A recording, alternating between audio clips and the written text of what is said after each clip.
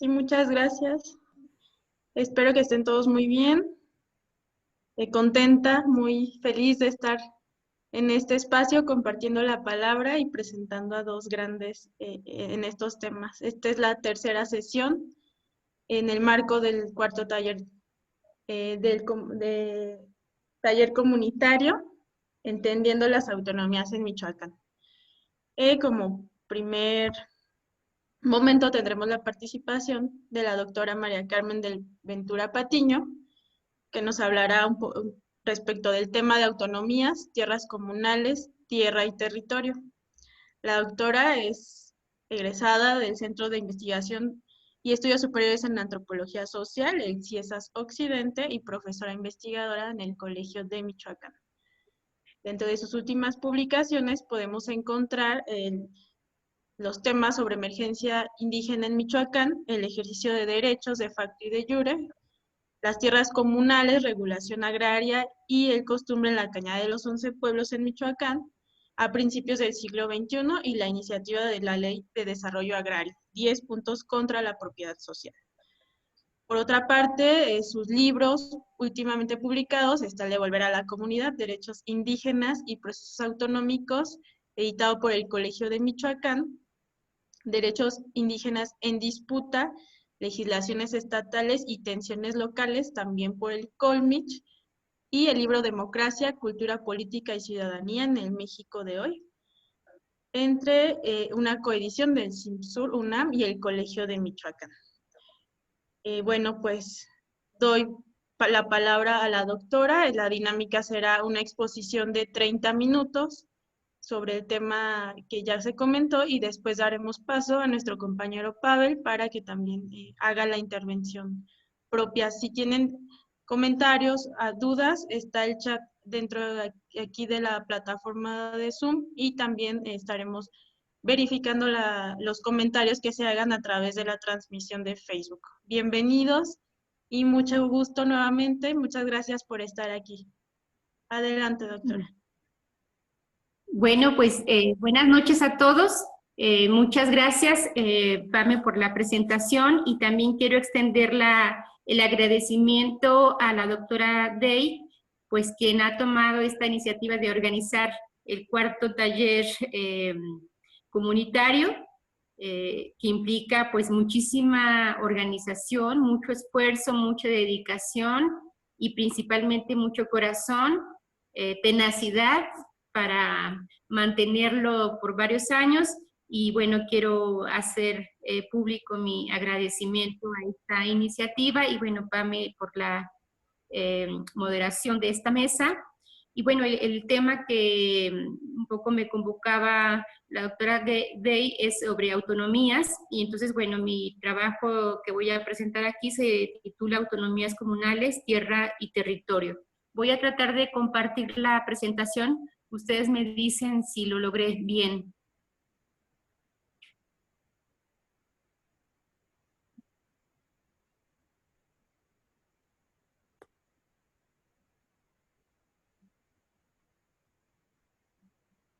¿Sí se ve por ahí? ¿Sí se ve bien? Listo. Ok, muy bien. Bueno, el tema de las autonomías, pues es un tema que ha sido discutido ya por varias décadas, pues tendrá más o menos unas 3 décadas que inicia, digamos, como el debate a nivel nacional, y bueno, sobre las autonomías se ha escrito pues un buen de académicos han dedicado su interés en estos temas. Hay varias definiciones sobre lo que es la autonomía, por ejemplo el de Consuelo Sánchez, que dice que la autonomía es el autogobierno, territorio, redistribución de poderes y recursos y participación en las instancias nacionales, es decir, la participación y representación política en los distintos ámbitos de gobierno.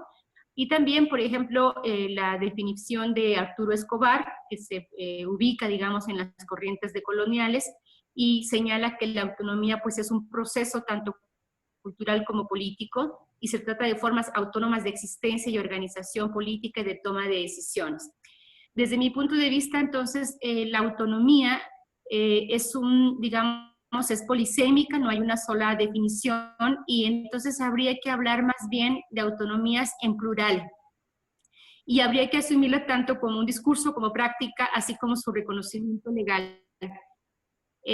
¿Por qué surge este tema, digamos, en nuestro continente? Y se da principalmente a partir de lo que llama José Bengoa la emergencia indígena que se da en nuestra América Latina, principalmente pues a finales de los 80, principios de los 90, con todo el movimiento indígena que confluye tanto en Bolivia y Ecuador, que logra incluso reconfigurar sus constituciones nacionales, por lo menos en la parte declarativa, ¿no? Donde se les reconoce como estados plurinacionales, ¿no?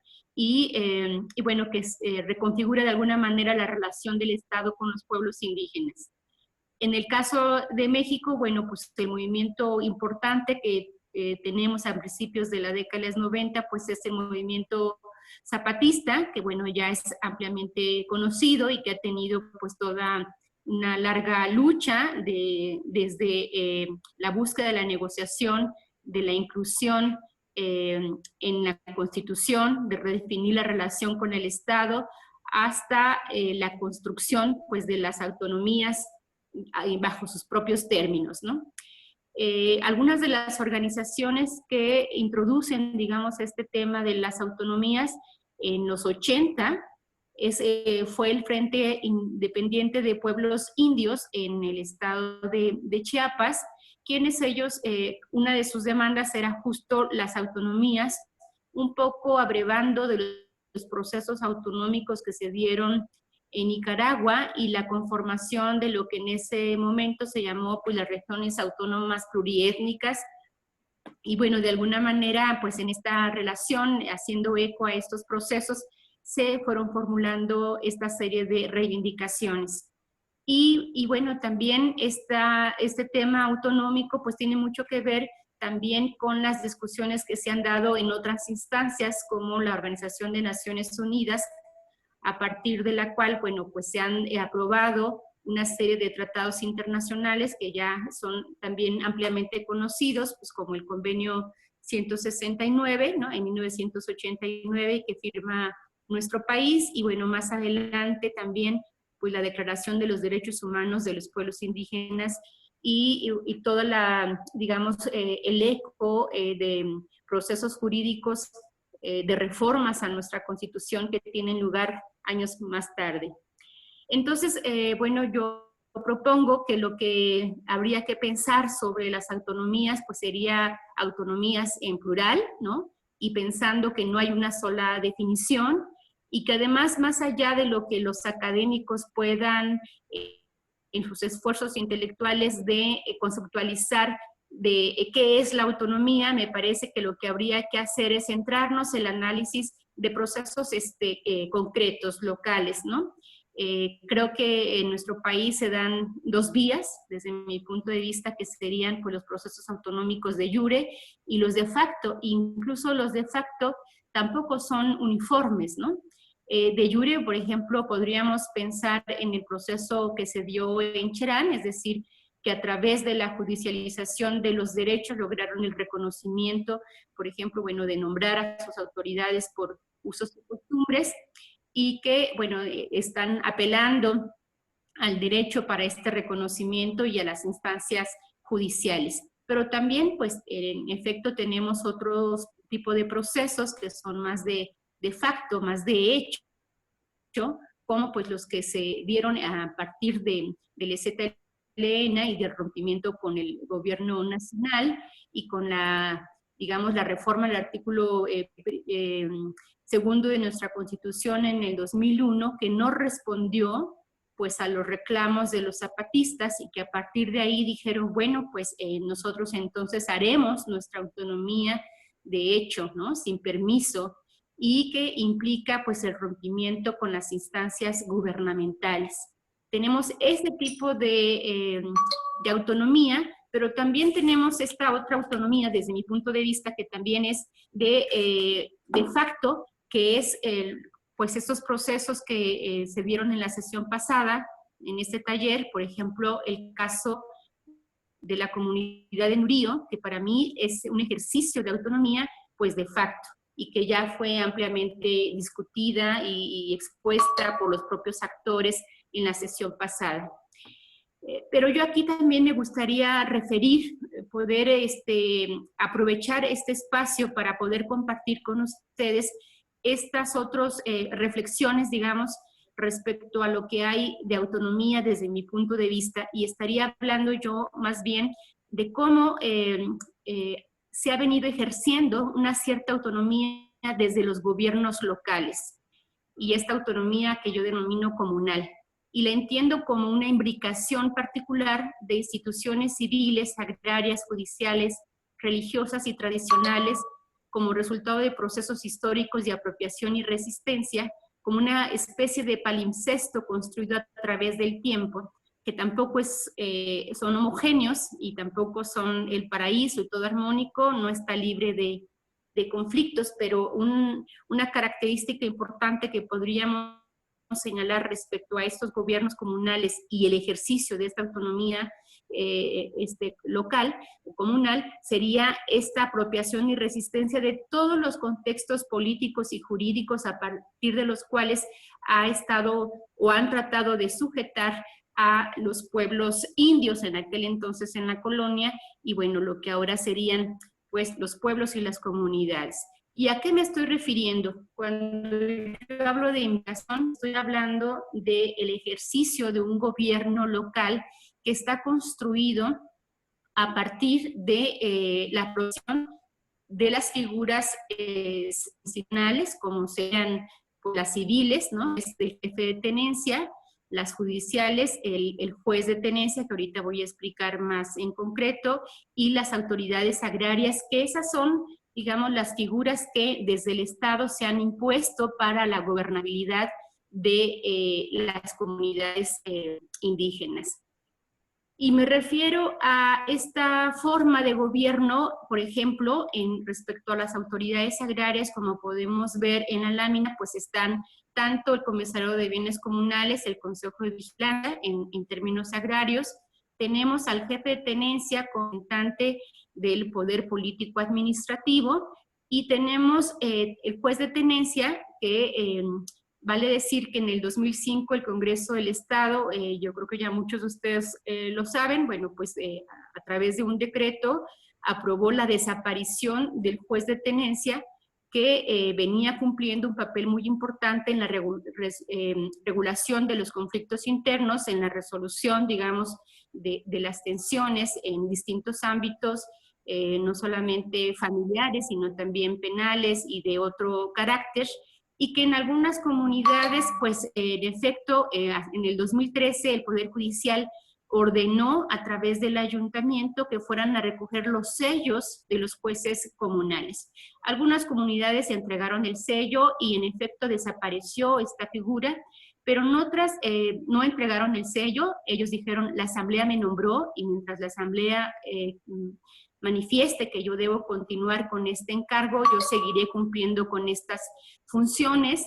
Y también, y en algunas otras comunidades entregaron el sello, pero se mandaron a hacer otro, ¿no? Y le pusieron en lugar de juez de tenencia, juez tradicional, y siguen ejerciendo estas funciones que son de suma importancia en las comunidades para la resolución de los conflictos. Y eso es justo a lo que yo me estoy refiriendo cuando hablo de apropiación y resistencia y de imbricación, porque son como huellas que van dejando a través del tiempo, por ejemplo, esta figura de juez de tenencia que, independientemente de que el Poder Judicial determinó que ya no existe, ¿no? Bueno, el Congreso y el Poder Judicial ya no reconoce a los jueces de tenencia, estos siguen existiendo en varias de las comunidades, ejerciendo sus propias maneras de hacer justicia, ¿no? A partir de sus propios códigos comunales. El jefe de tenencia, como bien sabemos, pues está regulado por la Ley Orgánica Municipal y de acuerdo a esta ley orgánica, pues es el enlace del ayuntamiento hacia la comunidad. Pero sabemos que en la práctica cumple funciones de representación más bien de la comunidad ante el ayuntamiento. Y igual que el comisario de bienes comunales, pues una cosa es lo que dice la legislación, tanto para las formas de elección como para los requisitos que deben cumplir quienes van a fungir en estos cargos, y otra cosa, las prácticas comunales, ¿no? Cuando yo voy a campo y pregunto, bueno, a ver, ¿en qué se fijan? Entonces la gente dice, tiene que ser honesto, tiene que saber defender a la comunidad, ¿no?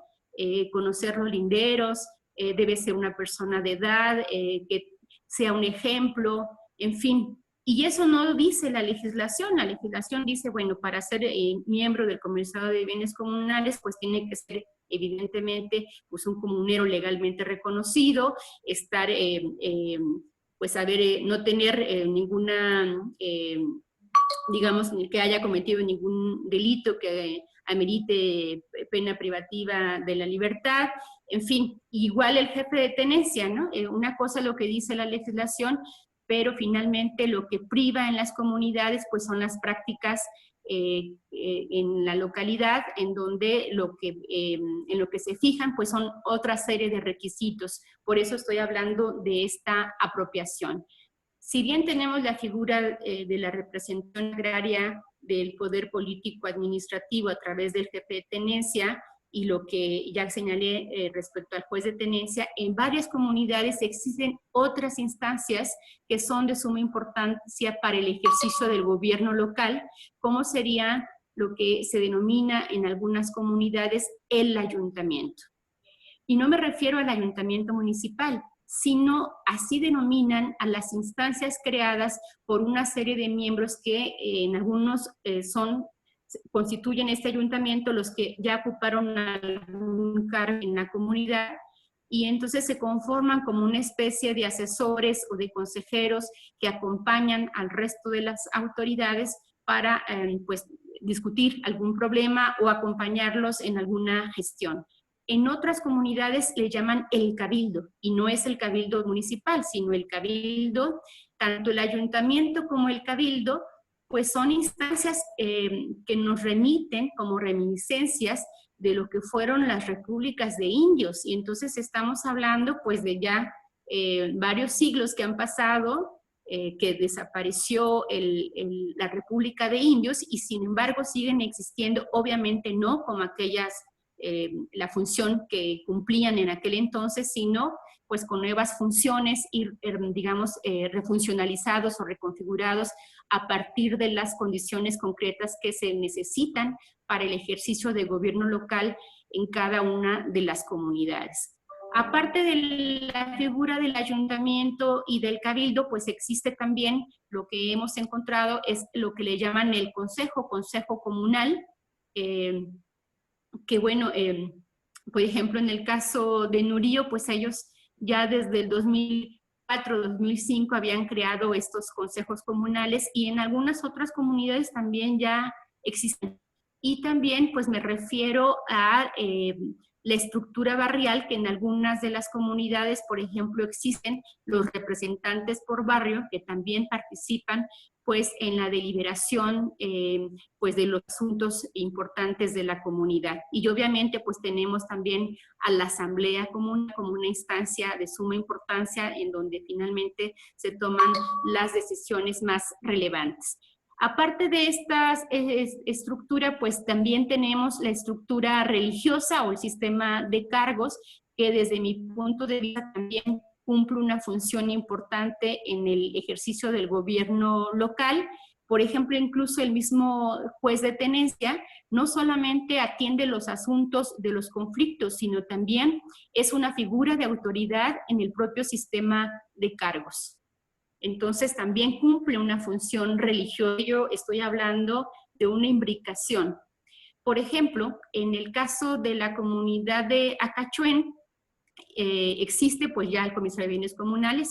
Acachuén es una comunidad de derecho, está el jefe de tenencia, pero por ejemplo ahí el jefe de tenencia atiende lo relativo a los solares, al asentamiento humano, al pueblo, a las casas. Le corresponde conocer de los conflictos, atender todos los problemas, elaborar la documentación correspondiente, y según la legislación pues sería una facultad o una competencia de la autoridad agraria, no del jefe de tenencia. Por eso estoy hablando de esta imbricación, estoy poniendo esta comunidad pues como un ejemplo que ilustra lo que estoy señalando, o que estoy proponiendo como gobierno comunal. En Acachuén también existe lo que le llaman el ayuntamiento que acabo de comentar, y ahí hay 14 comuneros, 6 comuneros de cada uno de los 2 barrios, y 2 por la colonia, y duran en el cargo 1 año, y igual que el jefe de tenencia. Ahí ya no existe juez de tenencia.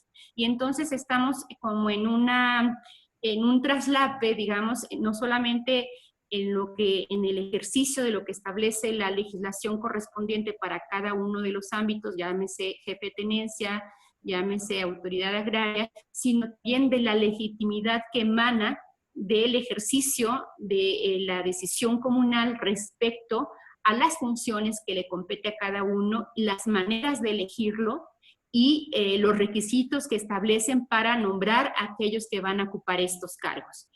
Y bueno, cuando me parece a mí que en el caso de las comunidades que son las comunidades de hecho, en términos agrarios, es decir, aquellas que todavía no cuentan con un reconocimiento por alguna autoridad agraria por sobre sus tierras, que no cuentan con una carpeta básica, me parece a mí que hay un ámbito de autonomía mayor.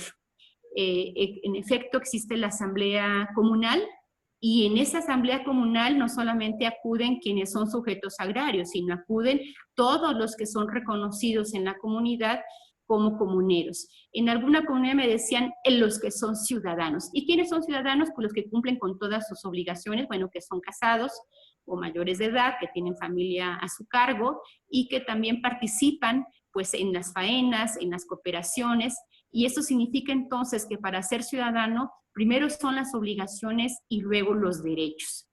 Entonces, bueno, ahí la asamblea la constituyen quienes son comuneros, quienes han adquirido la calidad de ciudadanos en este sentido que acabo de señalar, y bueno, también tenemos la figura de jefe de tenencia. Ahí todavía en Guáncito existe el juez de tenencia, y el juez de tenencia le corresponde conocer de los solares, cuando sería un ámbito que le correspondería al representante de bienes comunales. Y bueno, por ejemplo, elabora los testamentos. Y algo muy que llama la atención es que decía el juez de tenencia: a mí me corresponde conocer de la iglesia 500 metros a los lados. Me recordó como las cédulas reales que referían que se constituía el fondo legal a partir de la iglesia, 500, en un momento fueron 500 varas alrededor, a los 4 vientos, y en otro momento, otra circular más adelante, decía que eran 600 varas, ¿sí? Y bueno, ahí el juez pues también le corresponde conocer de los conflictos, y también pues es una autoridad religiosa.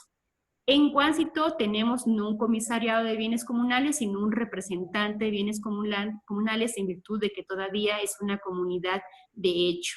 Y también existe esta instancia que le llaman consejo, y que en términos purépechas, bueno, me van a disculpar la pronunciación, Ceci Hanash Katisha, no sé si lo pronuncié bien, y que significa los que piensan todo. Y está constituido entre 8 y 10 personas por cada uno de los 6 cuarteles nombrados en Semana Santa, ¿sí? Entonces yo ahí establezco que me parece que lo que se da en ámbito por lo menos agrario es que hay una normatividad negociada. Son como muy celosos en las formas de regular sus tierras a su interior, en discutir y resolver todos los asuntos que corresponden con sus tierras comunales, en donde ahí el Estado no tiene mucho que decir. Incluso cuando llega a haber algún conflicto, el propio magistrado del Tribunal Unitario Agrario regresa el asunto a las asambleas, porque solo esta instancia es la que puede conocer y resolver de lo que corresponde a sus tierras comunales. Y digo normatividad negociada porque entonces hacia adentro ellos tienen la autonomía para decidir sobre sus asuntos internos, pero frente al Estado exigen el reconocimiento de sus tierras y exigen la resolución de los conflictos de límites. Esto lo señalo para ejemplificar esto que hablo, digamos, como de los distintos ejercicios de autonomía que vamos a ir encontrando que no son del todo iguales o homogéneos en todas las comunidades. Y bueno, nada más para seguir ejemplificando, bueno, en el caso de la comunidad de Carapan, pues existe el representante de bienes comunales, el jefe, y ahí hay 2 consejos comunales. Uno que acompaña, asiste, asesora al jefe de tenencia, y otro al representante de bienes comunales. En la comunidad de Tacuro existe también representante de bienes comunales, un jefe de tenencia, ahí todavía existe el juez, y hay un ayuntamiento conformado por 42 personas, ¿sí? Entonces, eso es a lo que yo me refiero cuando hablo de gobierno comunal y del ejercicio de un cierto autonomía, ¿no? Que cada una de las comunidades imprime su propio sello, sus propias particularidades. Y un poco ahí entonces retomo lo que señala Escobar, ¿no? Cuando dice que en algunos casos las formas autónomas de gobierno comunal se consideran enraizadas en varios siglos de resistencia indígena, y es a lo que yo me refiero como un palincesto, esta imbricación que a lo largo del tiempo va imprimiendo va dejando su propia huella, pero que son los propios pueblos y las propias comunidades indígenas las que se lo van apropiando y especificando, digamos, sus propias funciones de ejercicio de gobierno. Y bueno, entonces cuando estamos hablando, digamos, más bien como lo que yo quiero referir aquí en esta sesión es hablar más de procesos autonómicos. Tenemos esos procesos autonómicos que se dan con distinta grado, distinta expresión, distinto ejercicio en cada una de las comunidades a partir de la conformación específica de sus gobiernos locales, pero también tenemos algunos otros ejercicios que van más allá, como pues fue el caso de Cherán, como lo es el caso de Nurío, y que ahora, bueno, también están en el escenario político estatal, pues el reclamo del ejercicio del llamado presupuesto directo. Pero que ahora pareciera ser que son procesos que brotan de manera espontánea, y yo quisiera poner énfasis en que estos procesos, estas reivindicaciones, pues tienen un antecedente, por lo menos, obviamente habría que remitirnos mucho más atrás, ¿no? Pero que un antecedente inmediato, pues fueron las luchas que se dieron en los 80 y los 90 en la propia meseta purépecha, en la que varias comunidades reivindicaron pues la lucha por la presidencia municipal. Algunos plantearon la creación de nuevos municipios, incluso hubo el planteamiento de la conformación de municipios indígenas, es decir, como una manera distinta de conformar el gobierno municipal, y también pues muy haciendo eco de esta reivindicación del Frente Independiente de Pueblos Indios en aquel entonces, pues la conformación de las regiones autónomas pluriétnicas. Sin embargo, esta posibilidad de crear nuevos municipios, pues se cierra, es una puerta jurídica que cierra el propio Congreso del Estado cuando reforma el artículo 44, si no sé mal, de la Constitución, que refiere a la creación de nuevos municipios. Antes de esta reforma, se establecía que para crear un nuevo municipio se requería, por ejemplo, una población de 10,000 habitantes. Y había esta, digamos, presencia de las comunidades reivindicando la conformación de nuevos municipios, y entonces en el 2011 se cierra esta puerta jurídica porque se aumenta el número de población. Por ejemplo, pasó de 10,000 habitantes a 40,000, lo cual pues dificulta en sumo grado la posibilidad de que alguna comunidad cumpla con este número de población. Incluso varios municipios actuales pues no cumplen con este número establecido. Entonces, es el propio, digamos, las propias fuerzas políticas las que van cerrando el camino de los caminos jurídicos cuando se hace esta reforma, ¿no? Para complicar el proceso. Entonces, me parece que a mí estos elementos van conjugándose, digamos, o configurando un escenario que nos explica el porqué de las reivindicaciones actuales, junto con el desencanto. Bueno, ya todos sabemos que a finales de los 80, principios de los 90, pues hubo esta efervescencia política por parte de las comunidades que cifraron sus esperanzas en el PRD, ¿no? En lo que fue el Frente Democrático Nacional, después constituido PRD, y que lograron pues tener el poder municipal en muchos de los ayuntamientos. Más o menos pasaron 5 ejercicios del poder municipal perredista para darse cuenta pues que había una continuidad de las prácticas priistas, de clientelismo, de subordinación económica, de desigualdad, de discriminación política porque no podían acceder a los principales cargos. Y después de más o menos 4 o 5 ejercicios viene lo que yo llamo pues como el desencanto de los partidos políticos, del sistema partidario, y es ahí que entra pues lo que ya vieron ustedes en la sesión pasada con la experiencia de Nurío, que también algo similar sucedió en la comunidad de Quinceo, y que bueno, también de algún modo explica, digamos, es mucho más complejo, pero hay algunos de estos elementos en el caso del proceso específico de Cherán, que también ya ustedes lo vieron en la sesión pasada. Y bueno, todos estos elementos van explicando la configuración del escenario actual y la búsqueda digamos, el agrupamiento de las reivindicaciones con una bandera pues principal, que es el de los presupuestos directos. Y bueno, yo quiero ligar este tema de las autonomías con algo que para mí es muy importante, porque pienso que la autonomía no puede pensarse si no hay un territorio. Para mí es un binomio indisoluble, autonomía y territorio. Y aquí vale la pena detenernos un poco porque, bueno, también sabemos que a la par de algunas reformas a la Constitución, también, bueno, vino pues toda esta oleada, o si revisamos, hacemos un análisis de estas reformas, pues se inscriben muy bien en lo que han dicho varios autores como multiculturalismo neoliberal.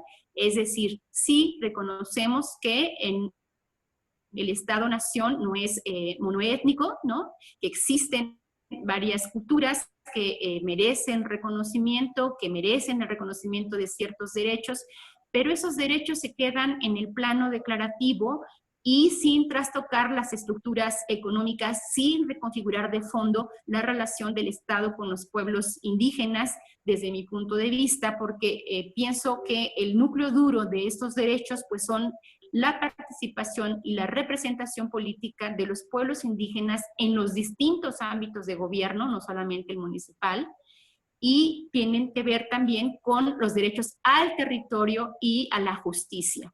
Y eso todavía pues no están cabalmente reconocidos ni en la Constitución Federal ni en las constituciones de los estados.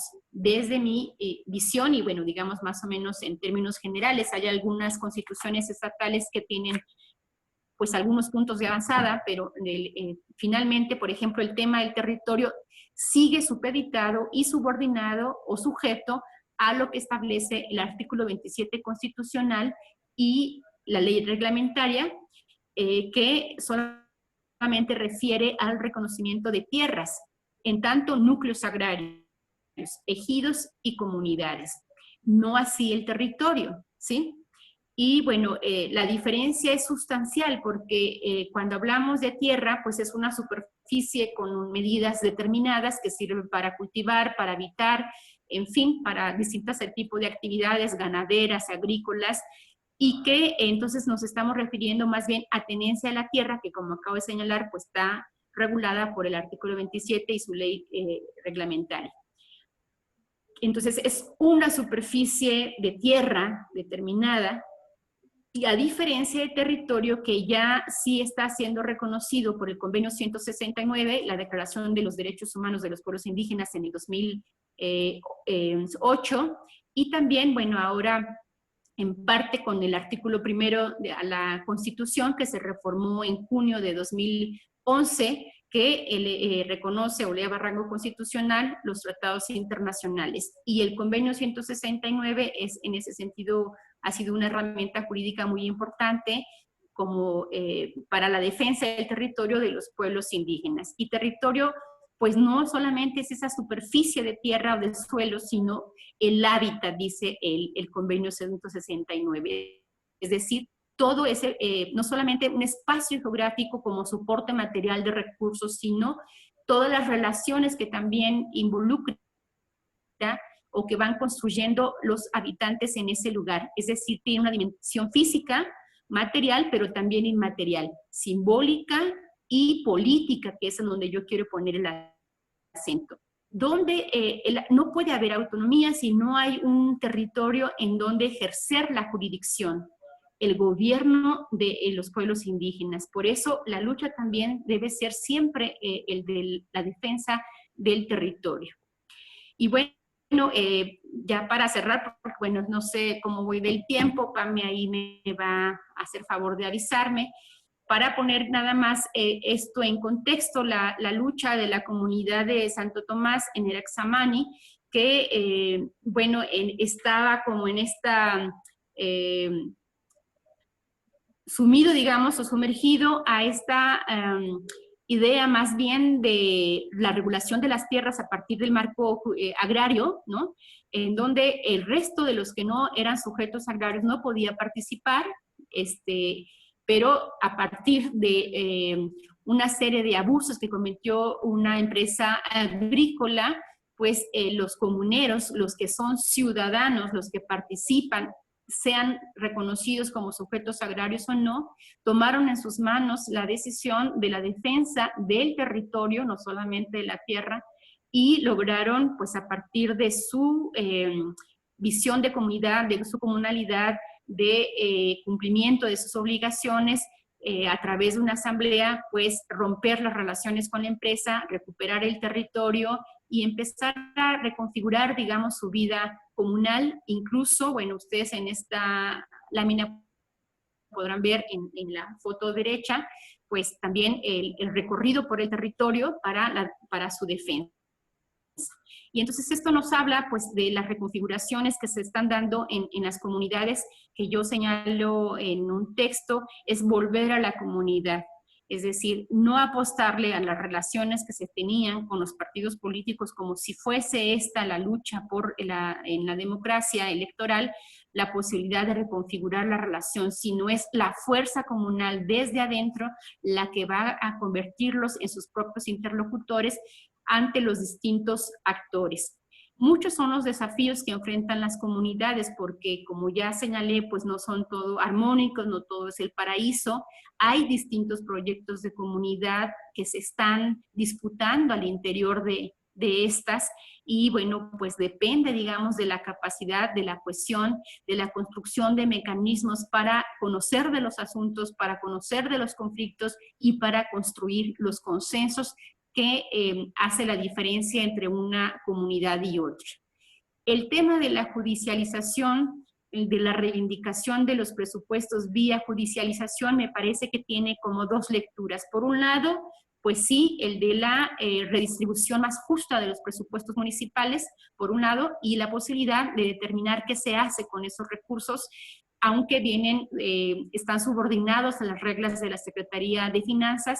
La propia Secretaría de Finanzas pues ha, digamos, definido algunos de los ejercicios de los dineros y también, bueno, cuando hay estos conflictos, estamos pidiéndole al Estado que intervengan los asuntos internos. Entonces, tiene sus aristas estos procesos que yo ya lo he externado en varios espacios y bueno, también lo he comentado con algunos compañeros que emprenden estos procesos y ahí es donde yo digo, dice por ejemplo Cristian Gross, que es como el caballo de Troya, ¿no? Estamos diciendo al propio Estado que intervenga y que resuelva estamos metiendo a casa al Estado, ¿sí? Pero bueno, son elementos que yo pongo en la mesa y yo siempre digo, son las propias comunidades las que van a determinar el camino a seguir. Y obviamente en estos procesos pues no todo siempre sale bien, pero hay muchas cosas que sí y depende pues de esta cuestión.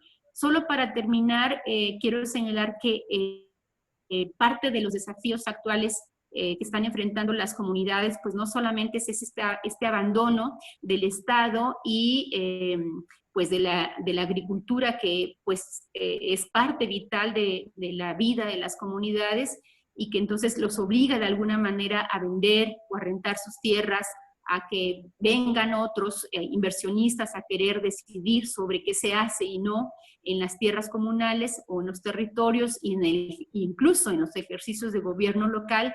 Y ya hay otro actor, pues que todos lo sabemos, pues de alguna manera está presente en la meseta, lo que le llaman los malos, en fin, y que también pues está poniendo, está desafiando pues esta larga data de construcción de gobiernos locales y que en ese sentido también pues ha habido diferentes respuestas por parte de cada una de las comunidades. Entonces, esos son parte de los retos que hoy enfrentan.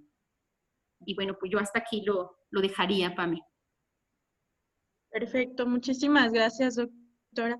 Quizás aquí uno de los temas que está para el debate y que nos deja ahí en la mira de sobre la reforma constitucional que se supone se está preparando desde el Instituto Nacional de Pueblos Indígenas para pues sacarlo próximamente a la reforma al artículo 2 constitucional, donde pues vamos a ver qué nuevos bríos se pueden ver, qué nuevas aristas, sobre todo el reconocimiento de la tierra, ¿no? Entonces creo que ahí vamos a tener también mucho para la discusión y sobre todo, pues bueno, estas experiencias que nos hace favor de compartir. Bueno, por ahora voy a dar paso a la participación de Pavel Uliano Guzmán, que nos hablará sobre el tema de la ronda comunitaria como el sistema ancestral de seguridad en las comunidades purépechas. Él es historiador, egresado de la Facultad de Historia de la Universidad Michoacana de San Nicolás de Hidalgo, coordinador de la organización Comuna Purépecha, que aglutina profesionistas de diferentes universidades, facultades y organizaciones sociales que estudian, difunden y promueven la historia, la filosofía y educación de los pueblos originarios. También es coordinador del Consejo Supremo Indígena de Michoacán, conformado por autoridades civiles, comunales y tradicionales de más de 60 comunidades originarias, principalmente purépechas, y coordinador del colectivo de abogados indígenas Juchari Huinapicua, organismo colegiado que colabora con los procesos de libre autodeterminación, autonomía y autogobierno de diversas comunidades originarias. Bienvenido y pues continuamos con esta exposición. Muchas gracias, Pavel. Muchas gracias a ti, compañera Pamela. Comentar primero, agradecer a la Biblioteca Ambulante de Comachén por la invitación, a la maestra Dey, felicitarlos en su 4º aniversario. También saludar a la maestra Carmen Ventura, saludarlos a todos ustedes y agradecerles el espacio. Bueno, sí me pidieron a mí que platicara sobre la ronda y preparé una presentación. Sí me escucho bien, ¿verdad? Muy bien. Si me pudieran dar acceso, por favor, para compartir la pantalla, por favor.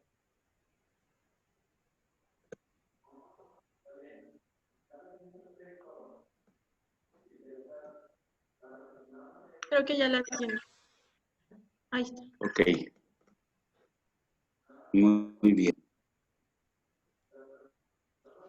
Muy bien, pues me pidieron que les platicara un poco sobre la ronda comunitaria. Nosotros sostenemos o nosotros pensamos o queremos desarrollar esta idea de que las rondas purépechas son históricas, son legales y son legítimas.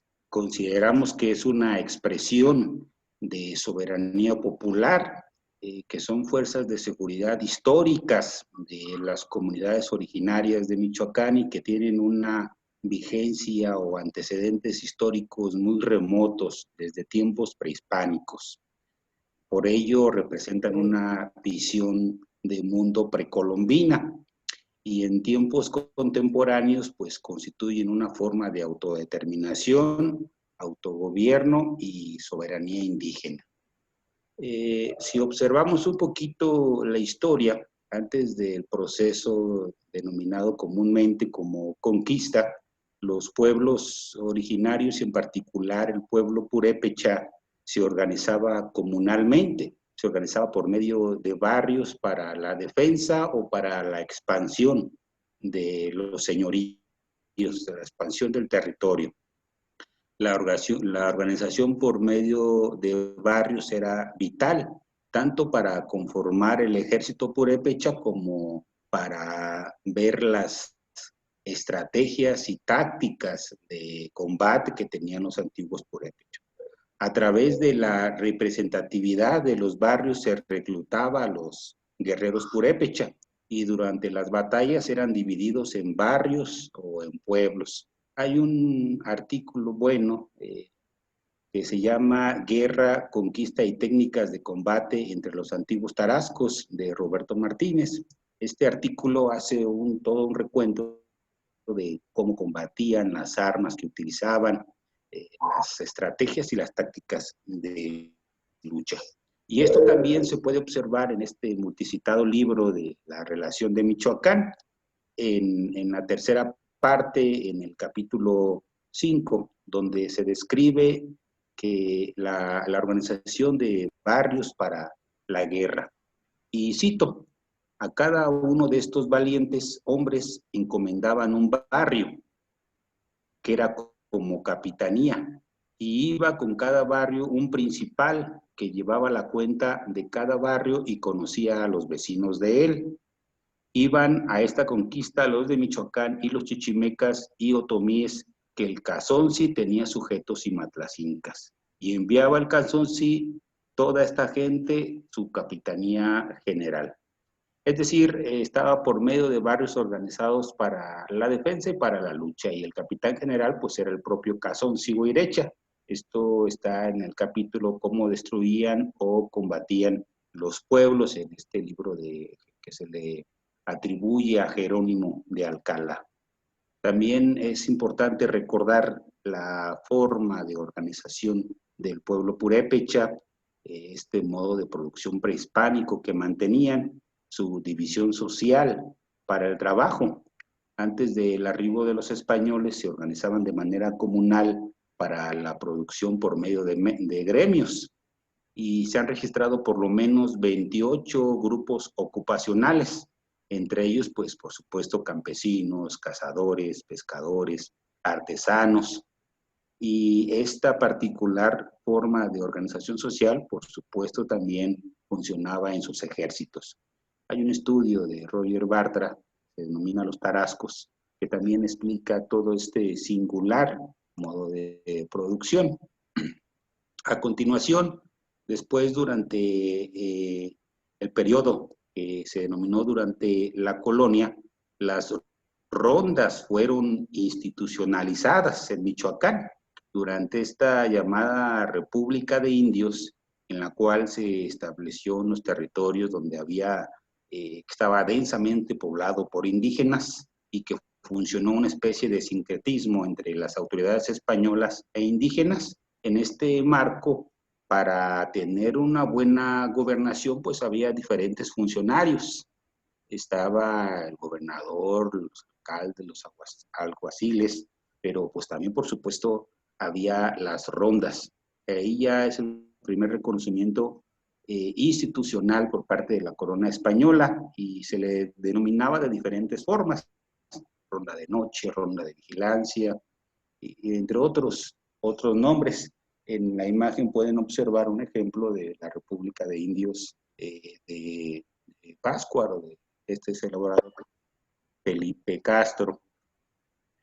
Después, continuando con el devenir, otro ejemplo que encontramos nosotros es en la comunidad de Tarejero del municipio de Zacapu. En el periodo revolucionario, ahí la comunidad se organizó para defender a la comunidad.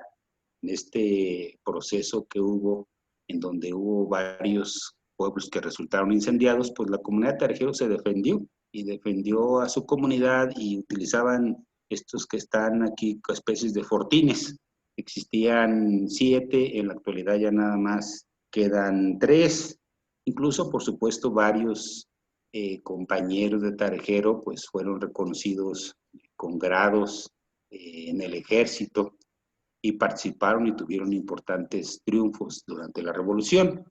Bueno, después, continuando, observamos en el devenir histórico que pues en Michoacán, en el pueblo purépecha, la primer ronda que encontramos es, por supuesto, la ronda comunal de Nurío.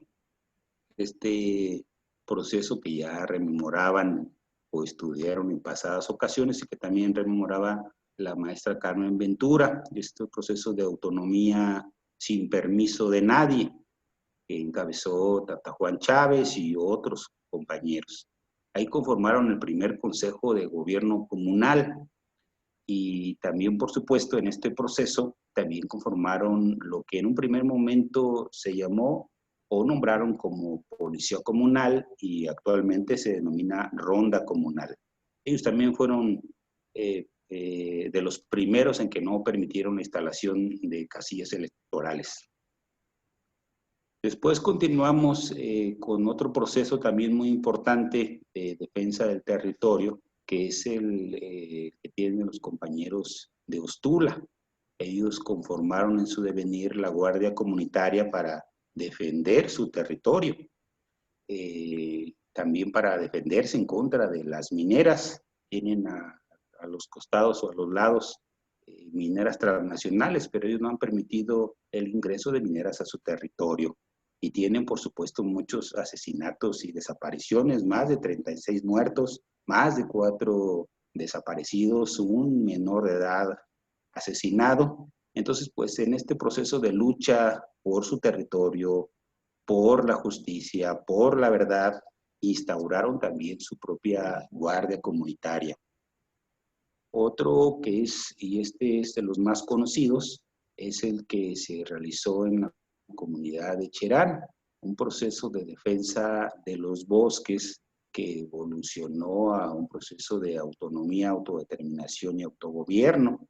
Es de los más conocidos porque está documentado que han logrado disminuir los índices delictivos en más de un 90%. Y por supuesto conformaron la ronda de pueblo y la ronda del monte. Recordemos que expulsaron a los partidos políticos y que se enfrentaron también al crimen organizado. Y pues esta fue una herramienta para la defensa de su territorio. Otro también, por supuesto, más reciente es el de los compañeros de Arantepacua. Ellos recordemos que vienen de un proceso también de la exigencia de justicia, justicia para sus muertos que hizo el Estado mexicano, el gobierno de Michoacán, y en este devenir conformaron también su proceso de autonomía, pero también su propia ronda, Cuaricha, los guardianes, en donde incluso hay participación y tienen liderazgo diversas mujeres. Otro también conocido es el de la defensa comunal de Sebina. También evolucionó de un proceso de libre autodeterminación, donde se intenta expulsar a los partidos políticos y donde después de 12 impugnaciones por parte del ayuntamiento, encabezados por el ayuntamiento de Nahuatzin, donde hubo controversias constitucionales, amparos y otros recursos jurídicos, pues lograron obtener esa victoria y en ese caminar uno de los primeros pasos que hicieron fue instaurar su defensa comunal. Entonces, lo que podemos ver u observar es que a través de los años en las comunidades prevalece el concepto de ronda. También ahorita la maestra Carmen recordaba el proceso de los compañeros de Santo Tomás. Ellos también han rescatado su ronda y le denominan ronda porque así es como se entiende en las comunidades. así es como se refieren a sus propios órganos de seguridad. Policía es la que pone el gobierno y ronda es la que surge del pueblo.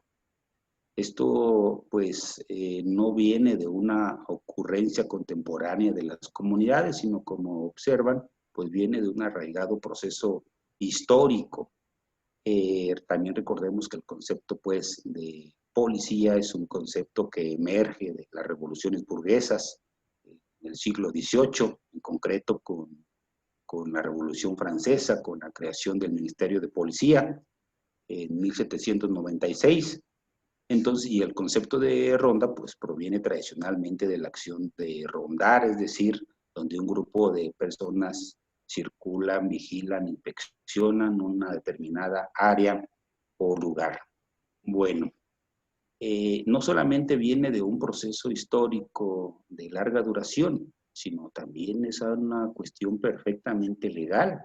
Esto, lo de las rondas, no es algo ilegal o algo que esté fuera de los derechos colectivos de los pueblos originarios.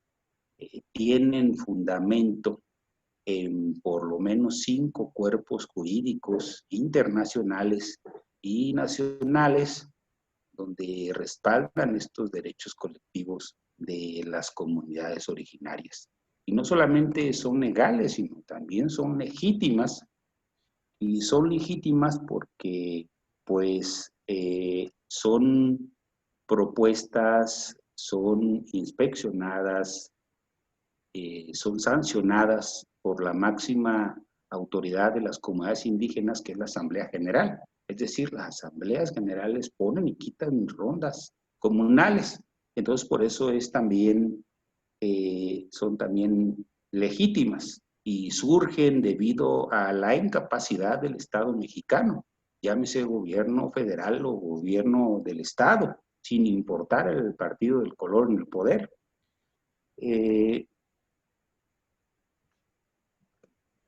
Finalmente, quisiera comentar que no solamente es histórica, es legal y es legítima, sino también forma parte de la cultura del pueblo purépecha. Estas rondas también forman parte del devenir cultural del pueblo purépecha. El pueblo purépecha, como ustedes saben, por supuesto, tiene el maravilloso idioma que no tiene parientes lingüísticos, tiene las pirecuas, que son patrimonio cultural inmaterial, tiene la gastronomía, tiene las danzas, tiene todo aquello que lo hace cultura, pero también parte esencial de esa cultura es que mantienen un proceso de dignidad, de resistencia y lucha de más de 500 años. Siempre han participado en todos los grandes procesos sociales prehispánicos, estuvieron en contra de la conquista, participaron en la independencia, en la revolución, en todos los grandes procesos históricos de México y de Michoacán han participado. Entonces esto también forma parte de la cultura. La cultura no únicamente se refiere a cuestiones de la vestimenta, del idioma, de las danzas, sino también a este arraigado sentimiento de mantenerse pues en lucha y resistencia. Finalmente, para concluir, quisiera mencionar que en conclusión, las prácticas autonómicas de los pueblos originarios nos están mostrando el camino hacia nuevas formas de convivencia humana y mirando más allá hacia nuevas formas de soberanía popular. Y las rondas comunales forman parte central de estos procesos de autonomía, autodeterminación y autogobierno de las comunidades originarias. Muchas gracias.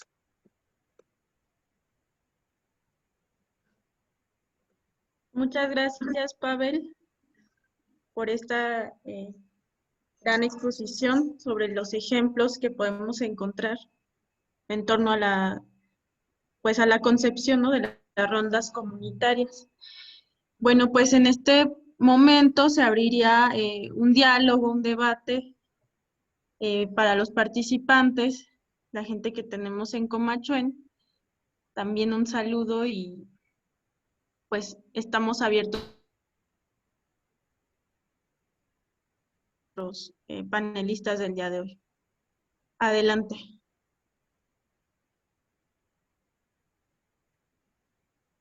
No sé si hay alguna participación por parte de nuestras compañeras.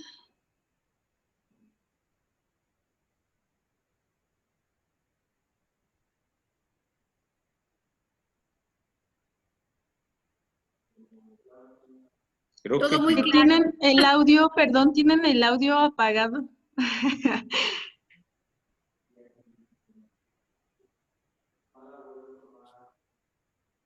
No, no queda.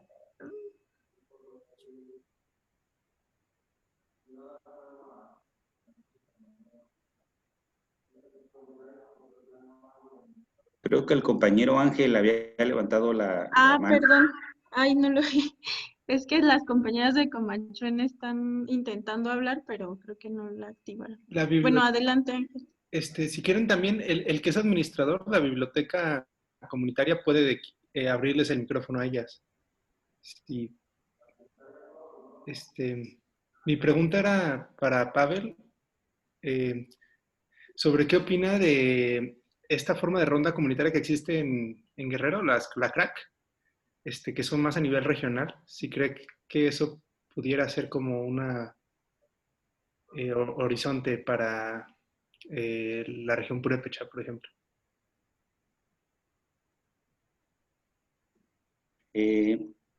Sí, puedo contestar, ¿verdad? Ok. Adelante. Sí, los compañeros de la CRAC pues mantienen también una lucha histórica, no de ahora, sino también de hace muchos años, y han logrado importantes avances en la cuestión de seguridad y de justicia. Ellos impulsaron y lograron que el Congreso del Estado desaprobara la llamada Ley 701, en donde se reconoce estos sistemas de seguridad y justicia. Entonces, nosotros, incluso antes de que comenzaran o se hicieran varios procesos de autonomía, los compañeros ya estaban caminando en referencia a la seguridad. Ellos, su primer paso fue para defenderse del crimen organizado, y su herramienta que encontraron fue mediante la CRAC. Y por supuesto, en el pueblo purépecha, a pesar de que ya existen diversos consejos de gobierno comunal, no hay una seguridad interregional o de autonomías regionales, y si es preciso, es necesario instaurar esta coordinación, porque por supuesto donde se pueden defender entre una comunidad y si entran 10 o 15 comunidades más, pues por supuesto que pueden defender mucho más su territorio. Gracias.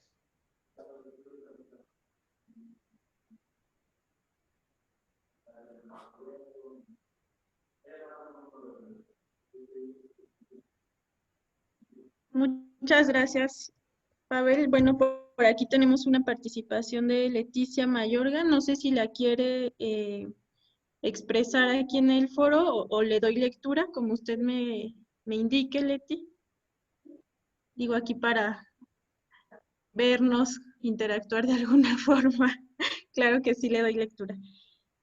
Bueno, ella pregunta que si dentro de estos cambios y reconfiguraciones que hay dentro de las estructuras de las autoridades comunales, ¿qué ha cambiado en cuanto al papel de la participación de las mujeres, de la participación política, perdón, de las mujeres? Entonces, no sé si por ahí, doctora Carmen, pudiera darnos algún comentario y después iríamos con nuestro compañero Pavel. Sí, ha sido importante. Bueno, las comunidades que lograron ya el presupuesto directo, una de las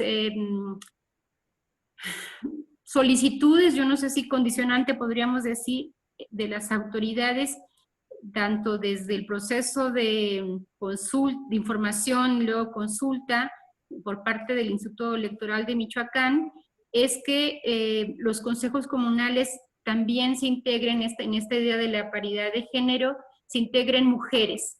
en varias de las comunidades se han integrado en en una instancia que podría ser similar, o es un símil como del DIF, ¿no? En el caso, por ejemplo, de Arantepacua, es una mujer la que lleva la responsabilidad de los cuarichas, de la ronda comunal.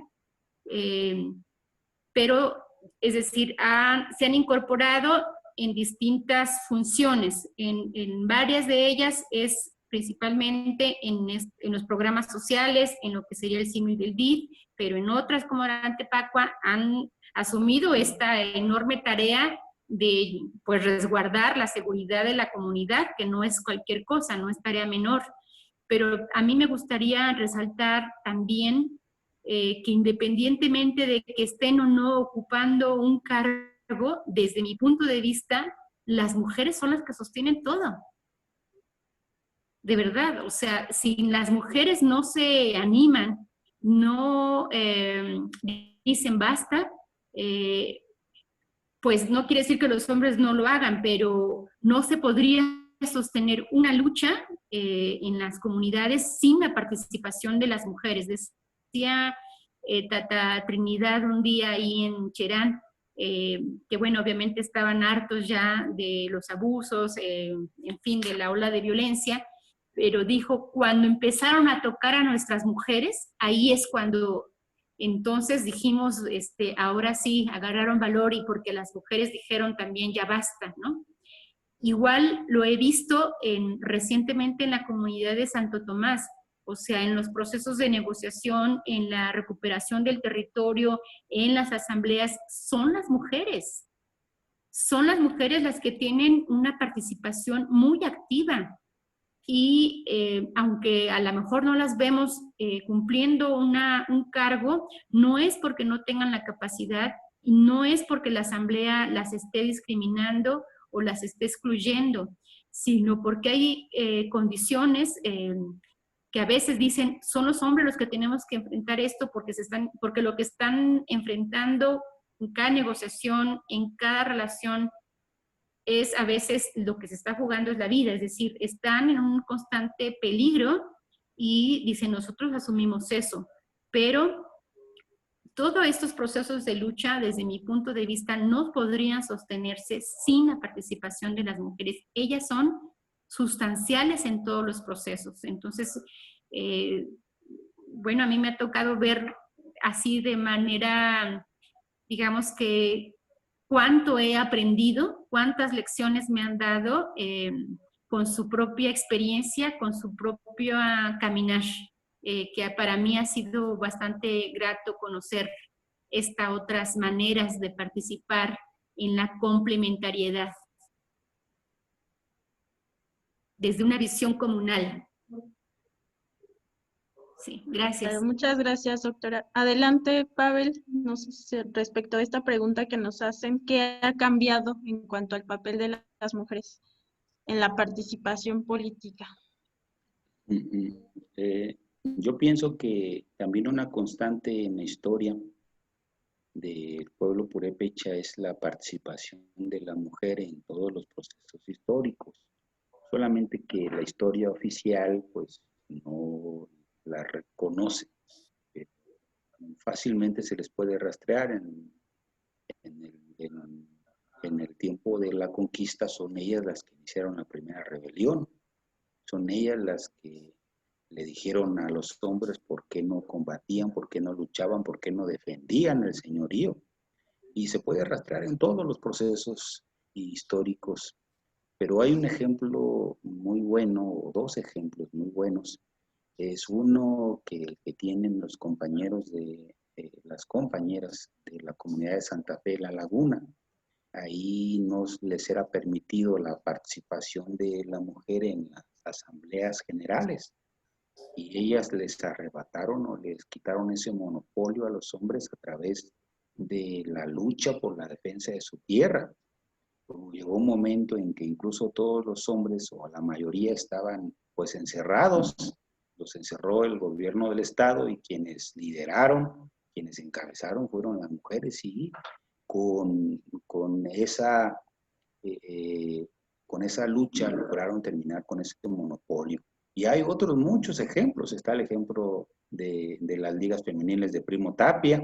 Ellos fueron también las que mucho tiempo mantuvieron la lucha y la resistencia, que tenían cooperativas, que tenían diversas formas de ayudar a los procesos de la lucha por la tierra.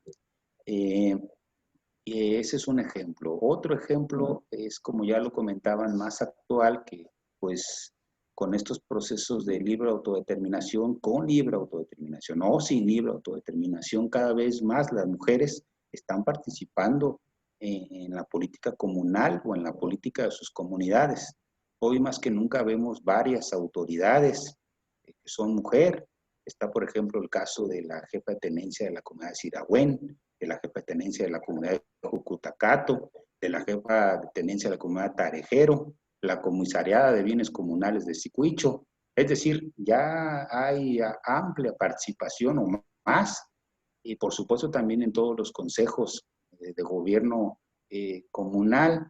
Y un caso que también debe de quedar desde nuestro punto de vista para la historia es el caso del primer consejo de gobierno comunal de Comachuel, que el proceso fue encabezado por compañeras, que el proceso fue liderado, que fue sostenido, y quienes fueron ellas las que lograron este primer gran triunfo. Entonces, pues sí, la mujer es imprescindible, no solamente para las luchas de los pueblos originarios, sino para todo proceso de lucha. Gracias. Perfecto, muchas gracias, Pavel, por esta participación. Ahora sí nos vamos con las compañeras de Comachuén, que andan ahí muy movidas, con mucho frío. Bueno, ¿me Adelante. escuchan? Sí, muy me bien. escuchan? Sí, se Lo que escucha. pasa es que tenemos fallas con el internet. Yo solamente quería preguntar, en la primera exposición se habla así sobre los procesos de autonomía aquí en Michoacán. Quisiera preguntarle a la maestra Carmen si ella logra distinguir algo que diferencia los procesos de autonomía aquí en Michoacán a otras formas de autonomía en otros estados. Y si es así, ¿cuál sería, cómo cree ella que se ha entendido la autonomía dentro de las comunidades originarias aquí en la meseta purépecha? ¿Cuál es el sentido ese de autonomía? Lo pregunto porque, al menos aquí en Comachuén, ha habido pues varios significados que le dan a la autonomía, a la libre determinación. Entonces, pues por ahí sería como mi inquietud de si hay un sentido de autonomía dentro de los purépecha. Y quisiera preguntarle a Pavel también sobre las rondas comunales que se han creado. ¿Cuál es el reto en el sentido de su reconocimiento como un órgano también de gobierno, ¿no? Que es dentro de lo que es la impartición de justicia? Si cree necesario que se reconozcan por el gobierno y qué avances se podría pensar que hay en eso, o no es necesario, o es mejor que continúen trabajando como órganos pues de hecho y no de derecho. Gracias.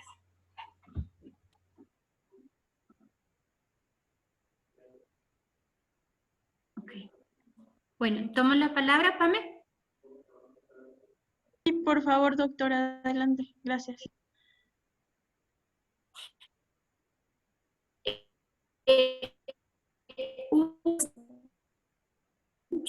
Si logré intentar respecto a los procesos autonómicos dentro de Michoacán, María Eugenia.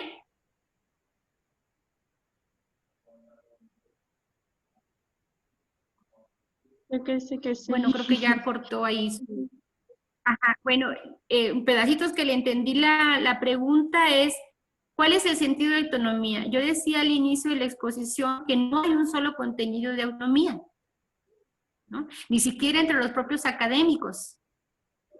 Hay distintas propuestas conceptuales y por eso decía yo que más bien habría que hablar de autonomías en plural y cómo se construyen o cuáles son los contenidos específicos de los procesos. Yo diría más bien hay que hablar de procesos autonómicos. ¿Con qué contenidos? Con distintos contenidos y distintos caminos. O sea, está el de los zapatistas, que ya comentaba, que ellos tomaron la decisión de nada con el Estado, no queremos nada con el gobierno, rompieron toda relación y crearon pues, lo que ellos denominan autonomía zapatistas, ¿ya? A través de todas estas estructuras de los caracoles y los mares y todo esto. Y está pues las otras autonomías que están ejerciendo, por ejemplo, en Cherán, incluso en el propio Cherán hay distintas visiones de lo que ellos están haciendo. Aquí no hay ninguna. Yo he preguntado a algunos comuneros, me dicen, no, aquí no hay autonomía, y les preguntas a otros, y dicen, sí, aquí hay una autonomía, y una autonomía que nos reconoció el Estado a través de la judicialización, es decir, digamos, como una autonomía que, a través del propio marco jurídico fue posible, y fue posible por el artículo 1 constitucional que se reformó en junio del 2011. ¿Sí? O sea, poquitos meses antes de que se interpusiera este recurso judicial.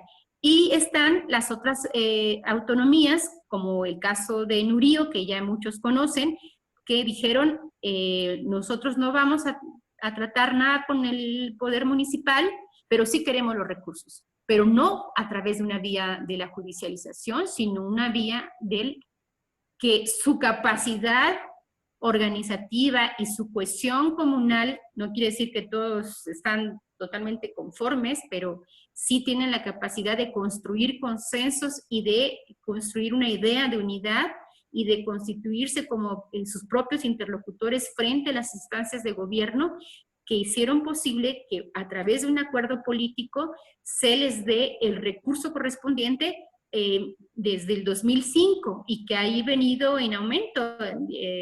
Me decía el otro día, yo no sé si estoy bien con las cifras, pero una cantidad como de 18 millones que les han dado últimamente. Empezaron con 1 millón y cacho, y hoy en diferencia de las comunidades donde están ejerciendo el presupuesto directo que lo lograron vía la judicialización, ellos deciden qué hacen y cómo lo administran y en qué lo destinan. Y hay comisiones de vigilancia de eso, es decir, tienen desde mi punto de vista un mayor margen de autonomía porque no está sujeto a las reglas de operación de la Secretaría de Finanzas.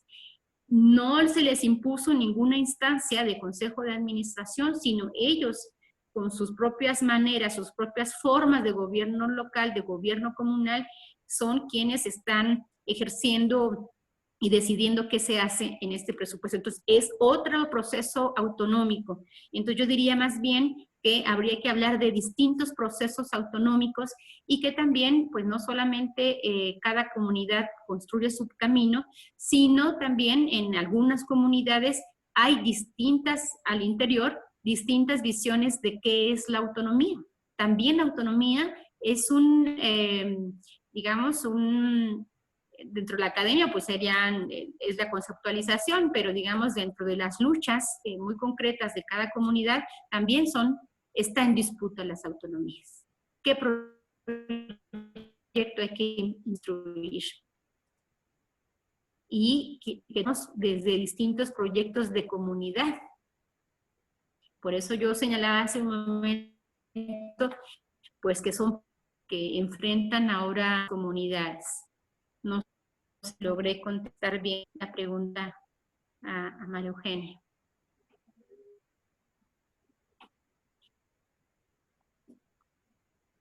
Gracias. Perfecto, muchas gracias.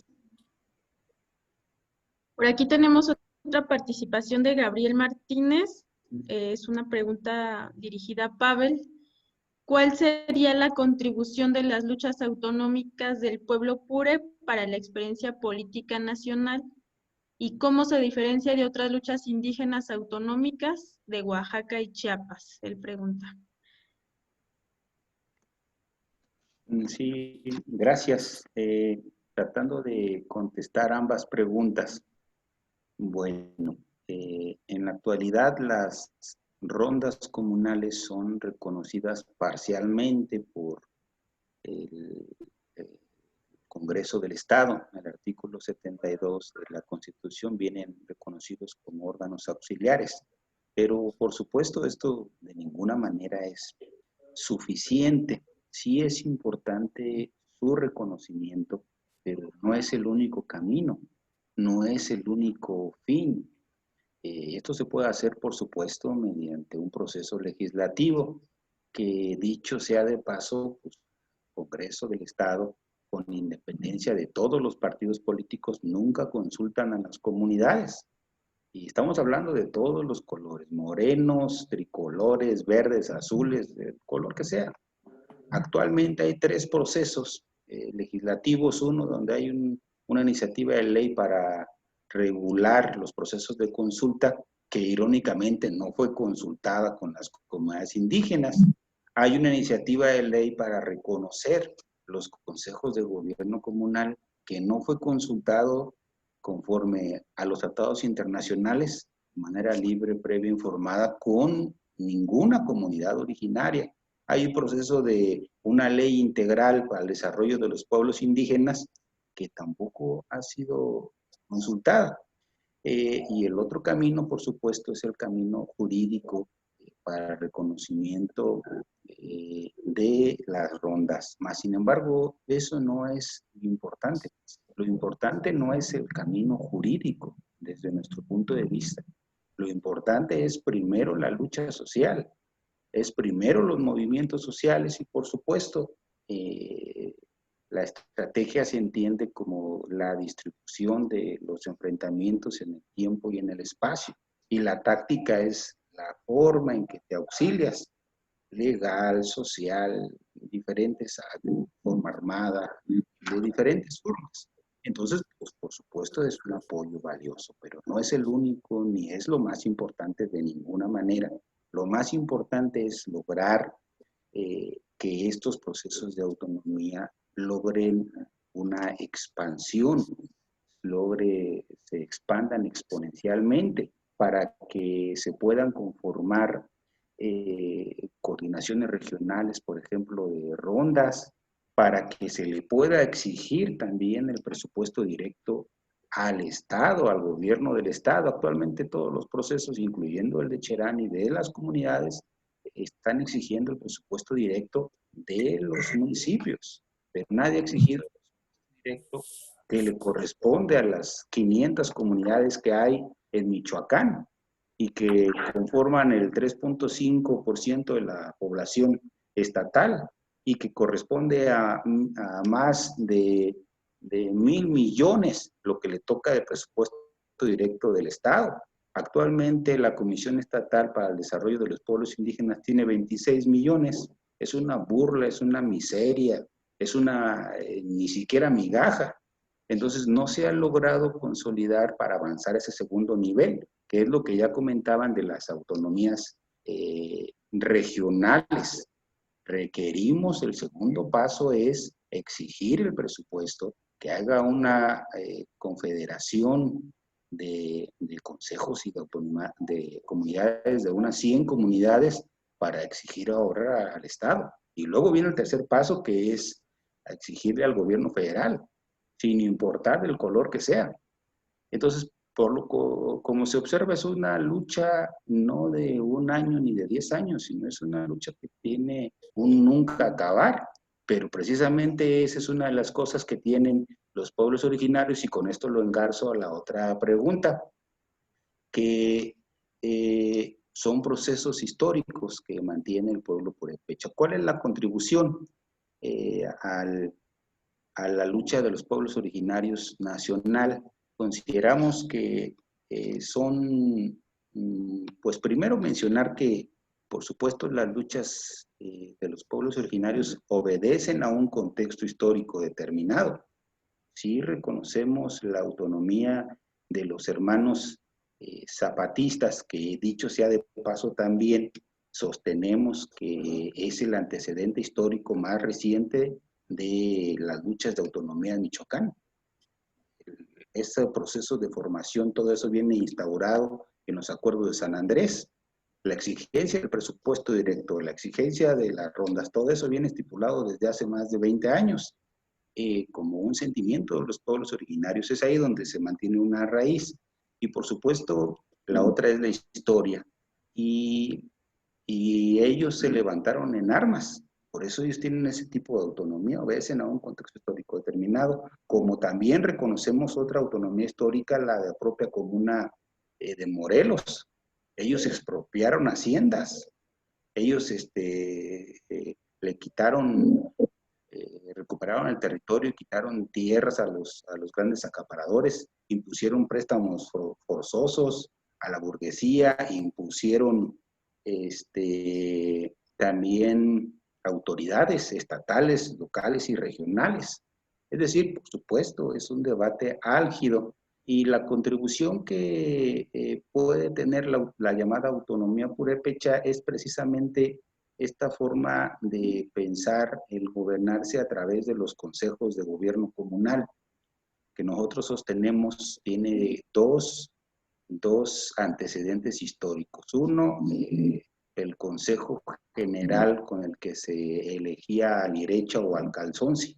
Ahí se reunía un consejo de ancianos, de señores, de gobernantes, de capitanes generales, de guerreros, de señores notables, dice la relación de Michoacán, y este consejo es el que decidía poner o incluso hasta quitar a Lirecha o al Calzonsi. Y otro, por supuesto, es el que tuvo el Consejo de Gobierno de Teotihuacán en el año 600 de la era común. Está perfectamente documentado por la doctora Linda Manzanilla. Antes lo dijo teóricamente Roger Bartra, pero después la doctora Linda Manzanilla lo comprobó arqueológicamente. Era un consejo el que gobernaba Teotihuacán. Entonces, como vemos, también forma parte de la historia, no solamente del pueblo purépecha, sino de los pueblos originarios. Creo que contemporáneamente es esta forma de gobernar a través de los consejos de gobierno comunal y el entender, por supuesto, que los partidos políticos pues precisamente dividen a las comunidades. Es una forma de entender que otros compañeros en otras coyunturas históricas, en otros estados como Guerrero, como Oaxaca, no han retomado o lo hacen muy superficialmente. Pienso que sería eso, el tener en el ideario de purépecha y en el ideario de los pueblos originarios gobernarse a través de consejos, tanto así que, por supuesto, se vino también el Consejo de Gobierno de los hermanos del Congreso Nacional Indígena. Entonces, pienso que sería. Muchas gracias, Pavel. Por acá tenemos una participación que nos hacen llegar desde la transmisión del canal de la biblioteca en YouTube. Es Iván Cortés, muy buenas noches. Felicitar a Carmen y a Pavel por sus excelentes presentaciones. Y el cuestionamiento es: ¿cómo se estructuran las asambleas comunitarias en torno a la autodeterminación desde lo político, histórico, cultural, social, económico, etcétera? Entonces, no sé si doctora puede dar su participación y después pasamos también con Pavel. Bueno, lo que yo he observado en campo es que hay algunas comunidades en las que solamente asisten los hombres. Y eso, desde una lectura de la democracia occidental, pues lo leeríamos, ¿no? Y lo condenaríamos como espacios de exclusión de las mujeres. Pero desde una visión comunitaria no siempre se coincide con esta visión occidental, porque no quiere decir que las mujeres no conocen de los asuntos comunales, no participan en la toma de decisiones, sino que los hombres están yendo no en términos de los individuos, sino en representación de la familia. Es decir, son dos lecturas diferentes, ¿no? Obviamente los conflictos o los asuntos de suma relevancia en la comunidad pues se discuten no solamente en el ámbito de la asamblea, sino en las calles, en las esquinas, en la plaza, cuando están jugando básquet, cuando van a moler el maíz, ¿no? Cuando salen a las calles un rato a conversar, en fin, y también en el fogón, ¿no? En la parangua, ¿no? Cuando se sientan alrededor del fogón a comer, ahí están diciendo, es que sucedió tal cosa en la comunidad y bueno, ¿qué vamos a hacer? Y entonces, a mí me tocó ver eso en una comunidad, no voy a decir el nombre, pero pues me dijeron que bueno, yo mujer como estaba por ahí, y entonces me fui como muy triste, y a la casa donde me daban refugio, ¿no? Y me dijo la señora que no me agüitara, ¿no? Que así era, y que así era, y que ella tampoco estaba, pero no es que no haya participado, sino que el hombre fue en representación de la familia, y que ahí se discutió, ¿no? En la cocina, comiendo, ¿sí? Y eso es a lo que llama Salomón Namat otras formas de democracia comunal, que desde la visión occidental pues nos hace mucha crisis, nos rompe nuestras concepciones de democracia y de que se fundamenta en el individuo. Y habría que entonces voltear la tortilla. Yo no estoy diciendo qué está bien o qué está mal. Yo lo que creo que nos estamos obligados como académicos es a entender esos procesos específicos y que son otras maneras de tomar decisiones que articulan a la comunidad desde las familias a espacios más amplios, como son estos espacios en donde también se convive, como cuando están jugando básquet, ¿no? En las plazas, en las calles, etcétera, etcétera. Se está deliberando sobre los asuntos de la comunidad, y la asamblea es a veces un espacio en donde ya se construye pues un acuerdo, o se busca la construcción de un acuerdo, pero que ha sido discutido a lo largo de la semana, o de 2 semanas, o del mes, en distintos espacios más íntimos de la comunidad, ¿sí? Y cuando el hombre participa, o dice, o vota tal cosa, no es una decisión exclusiva de él como individuo, sino pues está ahí presente la discusión de los miembros de su familia. Entonces son otras maneras de construir y pensar la democracia. Entonces esa es una experiencia concreta. Otras experiencias concretas es en donde también se está dirimiendo quién tiene derecho a participar. Es otra dimensión, en donde no todo el mundo participa. Algunos no pueden participar porque no están cumpliendo con sus obligaciones. Yo creo que algo elemental que, desde mi punto de vista, yo lo que he observado es que primero son las obligaciones y luego los derechos. Entonces, aquel comunero que no participa, que no coopera, que no se involucra en los asuntos de la comunidad, lo que sucede es que a veces entonces no puede participar en las asambleas, ¿sí? Esa es otra dimensión.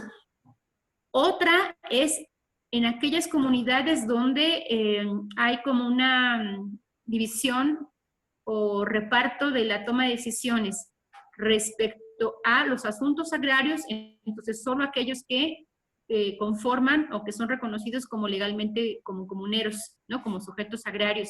Y otra, entonces todo lo que refiere al ámbito agrario, solo ellos pueden participar. Y hay otras donde dicen, no, aquí todos vivimos, todos somos comuneros, todos cumplimos, y entonces las decisiones que competen a las tierras no solamente tienen que ser deliberadas por los sujetos agrarios, sino por el resto de la comunidad también. Porque aquí todos somos comuneros. Y entonces el espacio de decisión, participan ahí también mujeres, también hombres, y sean o no legalmente comuneros. Entonces, hay distintos procesos en cada comunidad. Unas donde solamente los hombres, si nada más vamos el día de la asamblea, ¿no? Si no analizamos los procesos previos que hay para cuando se llega a ese espacio de deliberación, pensaríamos que es un espacio de exclusión de las mujeres y entonces solamente vemos a los hombres. Pero hay que averiguar cómo se construyen los consensos previos, ¿sí? El otro es en donde todo mundo participa, pero a partir de un criterio de lo que yo decía hace un momento cuando inicié la exposición, de la llamada ciudadanía comunal, que yo sostengo a partir del trabajo de campo, y aquellas otras en donde solamente asisten los que son legalmente comuneros para asuntos particulares en temas agrarios, ¿no? Pero creo que en general hay un punto que se puede compartir, como es el que se discute un tema a veces que desde los que somos de afuera no entendemos por qué discuten un mismo tema durante un punto que podría destrabarse muy rápido por horas y por horas y por horas, ¿no? Por lo regular las asambleas son en la noche, a las 7, a las 8, ¿no? Y puede terminar pues bastante tarde. Y tiene que ver en las maneras en que todo el mundo participa, puede hablar y extenderse. No quiere decir que todo es así como bonito, ¿no? Y levanta la mano y habla y hasta que termine. Hay obviamente distintas visiones sobre un mismo asunto, pero lo distintivo es la capacidad, pues, de externarlo, y el reto es la construcción de los consensos. Las formas de que toman las decisiones, que ya es bastante súper estudiado en Cherán, pues es a través de las asambleas de barrio, no de una asamblea única, ¿no? Donde participen todos los comuneros, sino más bien, por lo regular, lo que sucede son las asambleas por barrio. Entonces, cada comunidad igual tiene sus formas y sus mecanismos para tomar las decisiones. Muy bien, muchas gracias, doctora, por estos comentarios sobre la pregunta de Iván. La reitero para nuestro compañero Pavel. ¿Cómo se estructuran las asambleas comunitarias en torno a la autodeterminación desde lo político, histórico, cultural, social y económico? Por favor, muchas gracias. Solo para hacer un apunte o una contribución, una pequeña contribución. Hay algo que se debe de reconocer, o hay una constante, y la máxima autoridad tradicionalmente de las comunidades originarias, pues es la Asamblea General, pero esta no es rígida, esto no es algo que sea completamente inamovible, sino por supuesto es una construcción histórica, y como construcción histórica tiene diferentes etapas. Yo recordaba, por ejemplo, también dos ejemplos. Uno, en Santa Fe de la Laguna, anteriormente, antes del movimiento encabezado por Elpidio Domínguez Castro, de los 80 del siglo pasado, no se permitía a los jóvenes tampoco participar en la asamblea. Y los jóvenes se ganaron ese derecho en esa lucha por la defensa de la tierra. Y ahora los jóvenes, y por supuesto no se les permitía porque pues no estaban casados. Y ahora los jóvenes de Santa Fe participan en las asambleas y se ganan ese derecho en las acciones, en las movilizaciones, en las participaciones que tiene la comunidad. Entonces, por supuesto, es una construcción histórica también la Asamblea General. Y luego a veces es esa forma de no entender que pues, hay consensos y disensos. Y a veces alguna autoridad trae una idea, a veces otra autoridad tiene completamente otra idea, o incluso hay líderes que tienen definido una ideología. Está el caso, por ejemplo, del propio Elpidio Domínguez Castro, que era de formación marxista. Está el caso de Primo Tapia, que era de formación anarquista, pero tuvo un proceso dialéctico con la comunidad y surgió de ese proceso dialéctico una nueva forma de ver el mundo. Eso pasa en las asambleas, pues tienes que consensar con las diferentes formas de ver el mundo, y muchas veces no es como uno lo imagina, sino es como se decide al interior de estos consensos y disensos, que por supuesto pueden durar horas o incluso días. Hay diversas comunidades donde las asambleas duran 2, 3 días y luego se van a receso y otra vez. Pero es parte de esta forma de tomar decisiones colectivas que muchas veces no es entendido, por supuesto, por la democracia occidental. Finalmente, comentar que ahorita que está mucho de moda en los medios de comunicación que dice, por ejemplo, el presidente de la República que él se va a someter a plebiscito, o que si la gente no lo quiere, pues eso lo ha hecho históricamente desde siempre las comunidades. La Asamblea General, cuando lo determina, puede quitar autoridades. Y eso no es algo nuevo, eso viene desde muchos tiempos, de muchos siglos de historia. Sería mi contribución. Perfecto, muchísimas gracias, Pavel. Quizás un poco para ir cerrando y aquí con el comentario que nos hace favor de compartir Fernando en el grupo, quizás un tema que yo apuntaba hace un momento sobre la reforma constitucional que se está preparando, o que mucho se ha comentado, pero pues no hemos visto, no conocemos de antemano algún proyecto. Él nos habla sobre la noción de neoliberalismo declarativo como política actual del gobierno hacia los pueblos originarios. La articulación a través del INPI deja ver el interés del Estado por socavar los procesos comunitarios y favorecer a los mismos de siempre con fines de control en las comunidades. También por ahí tenemos otros comentarios en Facebook sobre la buena compartición de este panel. Y pues abonando a esta dinámica, les pediría comentarios finales, doctora Pavel, sobre pues sí, este debate que actualmente tenemos con las instituciones del Estado, que por una parte pugnan, pues tienen un discurso hacia las comunidades, quizás de un entendimiento mayor, pero en los hechos, en la realidad aún quedan muchas lagunas, sobre todo también en el ámbito legal, por el reconocimiento de el ejercicio de bastantes derechos en los pueblos indígenas, en las comunidades, y quizás del tema que muchos han hablado del cuarto nivel de gobierno en el país, ¿no? Ahí apuntaría esos comentarios. Muchísimas gracias de antemano y adelante, por favor.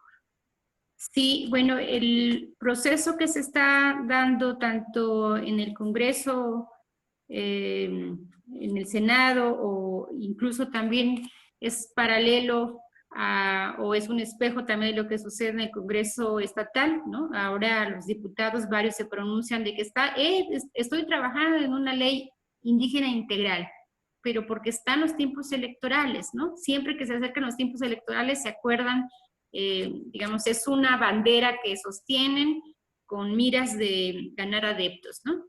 Pero tanto como una como la otra, pues no son resultado de procesos de consulta. Como sabemos, siempre hacen foros, ¿no?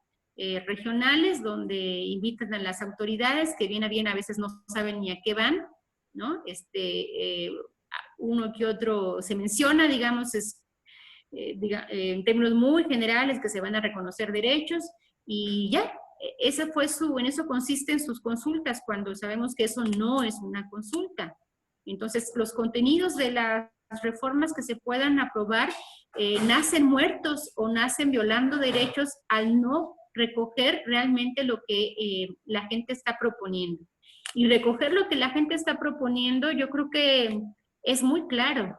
Es decir, han hablado fuerte y claro los movimientos indígenas desde los 90 o podríamos rastrearlo mucho más atrás.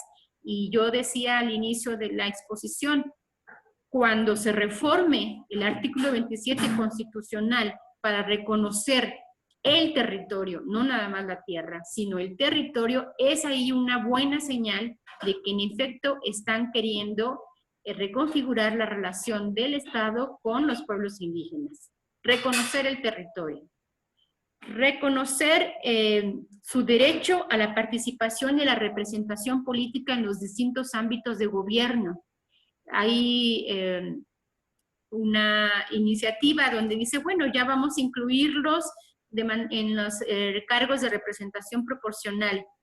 Esa propuesta llega tarde y es realmente risoria, ¿no? Porque ahora la gente, por lo menos aquí en la meseta, no priva el reclamo de participar en los cargos de representación. Ahora esa demanda ya quedó en el olvido. Esto fue una demanda de los 90, cuando se dio la competencia partidaria que decía, nosotros también tenemos derecho a ocupar los principales cargos de representación, es decir, la presidencia municipal, y que les fue negado una y otra vez. En ese momento es cuando ellos estaban elaborando ese reclamo y que no se les dio, ¿no? Se les dio un trato discriminatorio, de exclusión política, y que ahora lo vengan a ofrecer todavía como en dádivas de, bueno, los podemos incluir en los cargos de representación proporcional y bueno, a ver qué les toca. Me parece que es una falta completamente de respeto y están fuera de tiempo. Ahora los reclamos, por lo menos en la meseta, desde mi punto de vista, son otros.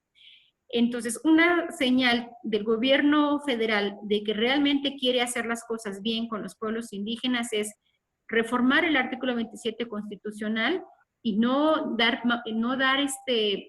luz verde a las dos iniciativas de ley que hay, de las dos iniciativas para reformar el artículo 27 y la ley agraria, que más bien tienden a profundizar esta visión de la tierra como mercancía y facilitar tanto la renta como las ventas y a debilitar pues lo que queda de esos espacios de la comunidad y de la toma de decisiones sobre las tierras comunales. Ahora van por las tierras de uso común.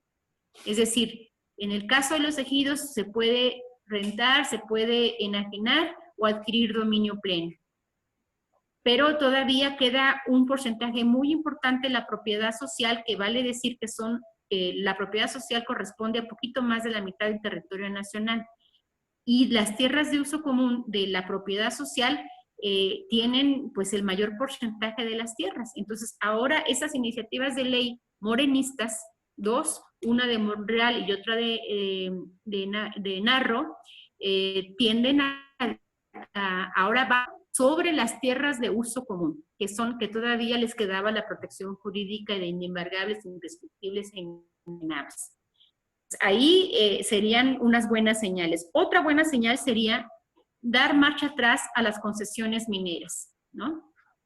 Que López Obrador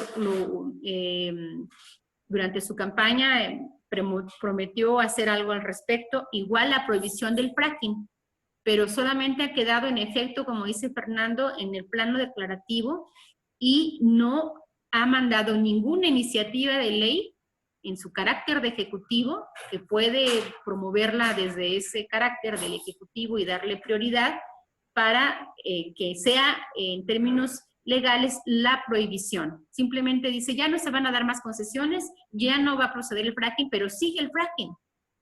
¿Sí? Sigue el fracking y siguen las concesiones y aumentando. Entonces, sobre esos aspectos me parece a mí que valdría la pena poner atención y entonces a partir de ahí sí considerar que se está mandando una buena señal para los pueblos indígenas.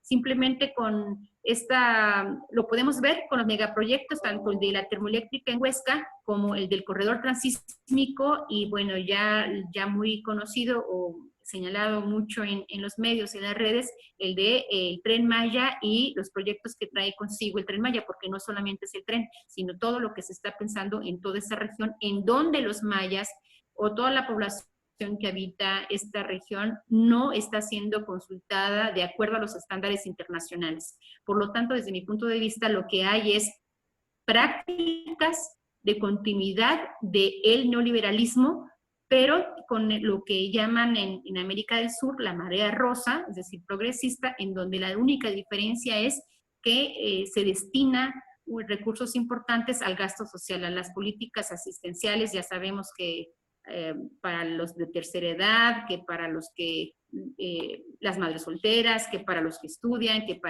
en eso esa es la diferencia, pero el neoliberalismo duro, o los proyectos que tenían desde antes de Obrador siguen en marcha, ¿no? Solo que se ha construido una narrativa que trata de imponerse como hegemónica, de que ya se acabó el neoliberalismo, pero pues en efecto desde la parte declarativa, porque en la práctica no.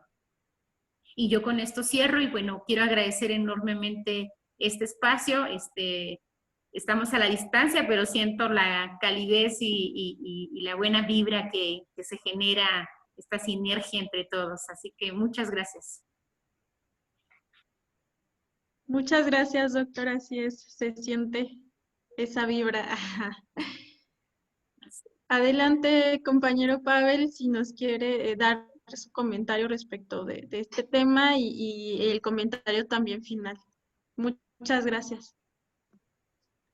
Sí, voy a tratar de ser muy concreto para no repetir lo que dijo la maestra, la doctora Carmen.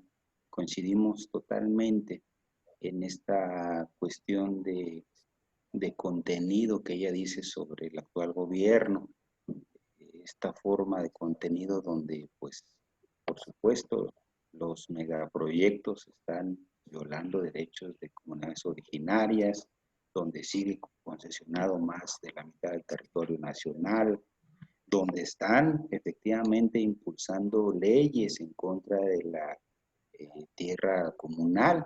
Eso es de contenido, pero incluso también hasta de forma. Incluso también hay pues, cosas que cuestionarles en la forma o en cosas más no tan profundas. Por ejemplo, si uno observa el presupuesto de egresos de la Federación, le han reducido el presupuesto para la atención de los pueblos indígenas en un 50%.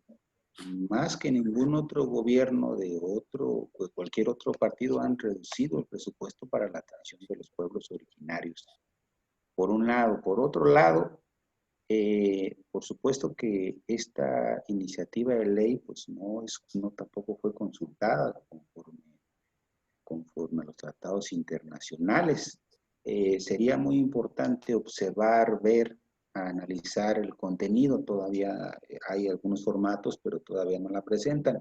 Pero lo poco que hemos podido ver es que están proponiendo entregar presupuesto directo únicamente a municipios. Y pues en Michoacán eso no sirve porque pues, la gran mayoría de las comunidades que están en la lucha por la autonomía son tenencias. Entonces no tienen ningún caso y solamente están proponiendo de un fondo, del fondo de obras. Es decir, pues quieren dar más a tole con el dedo.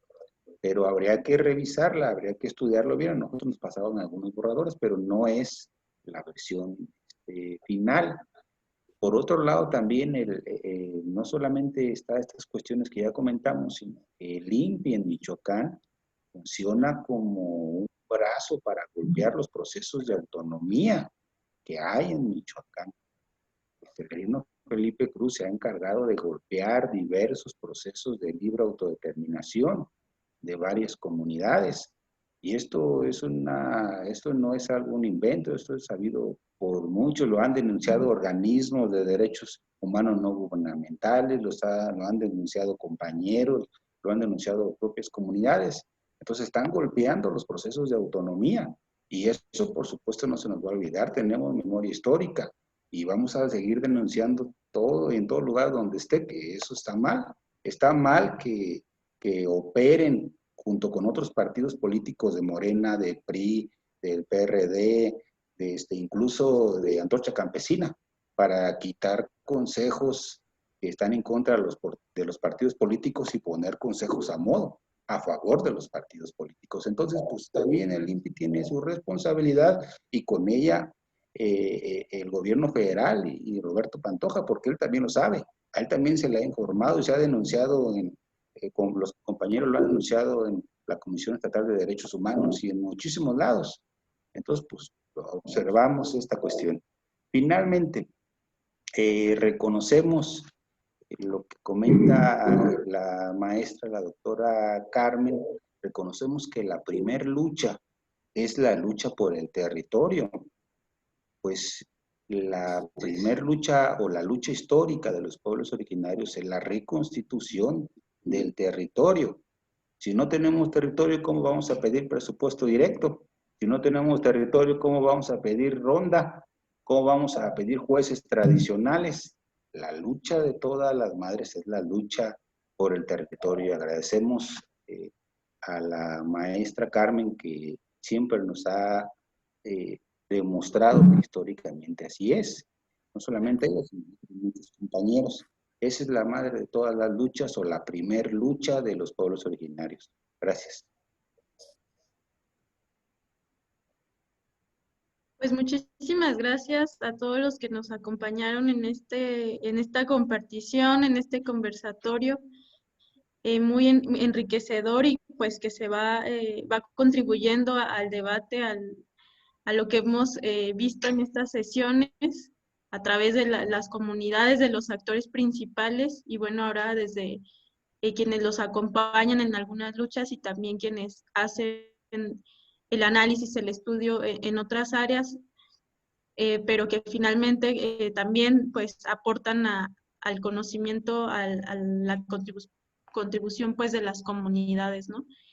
Finalmente, pues los esperamos para el siguiente jueves. Vamos a tener ahí la programación publicada en Facebook, también pues que nos puedan ayudar a compartirlo. Y aquí nos vemos el próximo jueves en punto de las 7 horas, de las 19 horas, y pues también que descansen. Por allá en Comachón se ve que hace mucho frío.